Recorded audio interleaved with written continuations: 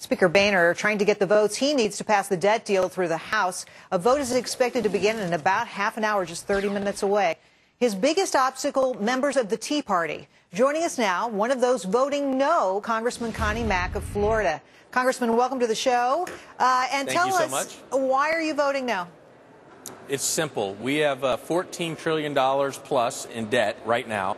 And when this bill passes, we will have authorized for over $17 trillion of debt with no way or no plan or no path to bring that down. We cannot continue to carry that kind of debt when our income or revenues are about $2 trillion a year.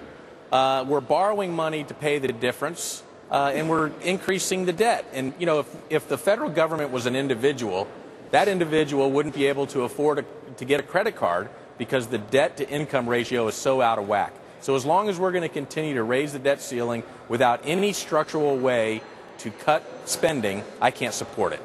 Well, Congressman, I think I mischaracterized. You're not officially a Tea Party member, but I guess you share some of the same feelings, some of the same points of view. I want you, though, to respond to some of the criticism of the Tea Party people. There was a lot of it on the Sunday morning talk shows, people saying that Tea Partiers' objections to the Boehner bill, hamstringing Congress, making the possibility of default likely. And now I want you to hear what a couple other people said today. Representative Mike Doyle saying, we have negotiated with terrorists, meaning Tea Partiers. This small group of terrorists have made it impossible to spend any money. The vice president then chimed in, Joe Biden, saying they have acted like terrorists. Is that a fair characterization? No, and it's ridiculous. And you know what? The American people know that. What the American people know and understand is they're not looking for a deal, looking for some grand compromise. They're looking for a solution. So if Biden and others want to call members of the Tea Party names and take their ball and go home, that's fine. But the rest of us are going to continue to fight for ways to bring down the debt and eliminate the deficit. And I think you're aware, I've offered a piece of legislation called the Mack Penny Plan that will cut 1% a year for 6 years, cap spending at 18% of GDP, balance the budget in 8 years, and cut $7.5 trillion in 10 years. Everyone who's watching your show has had to take more than 1 penny out of a dollar of their budget at home, and the federal government needs to take just 1 penny out of every federal dollar to make sure that we balance the budget and start a path of eliminating our debt.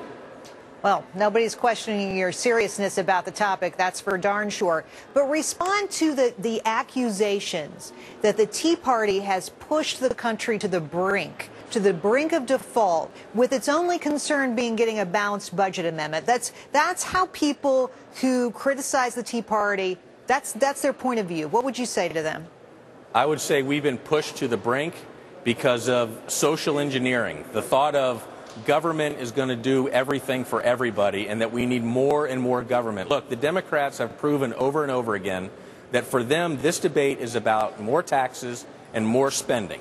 And Republicans, whether you're a Republican or a member of the Tea Party Republican, you want to cut spending. Now, people like me, I don't think we're going far enough. In fact, I think we ought to have real cuts right now. Instead of talking about raising the debt ceiling, we need to be cutting spending so we don't have to raise the debt ceiling. So the people that want to criticize and put down the Tea Party, look, if it wasn't for the members of the Tea Party here in Washington, we would be looking at a plan, a deal that raises taxes. We'd be looking at even more spending. So I think a lot of credit goes to people who identify themselves with the Tea Party.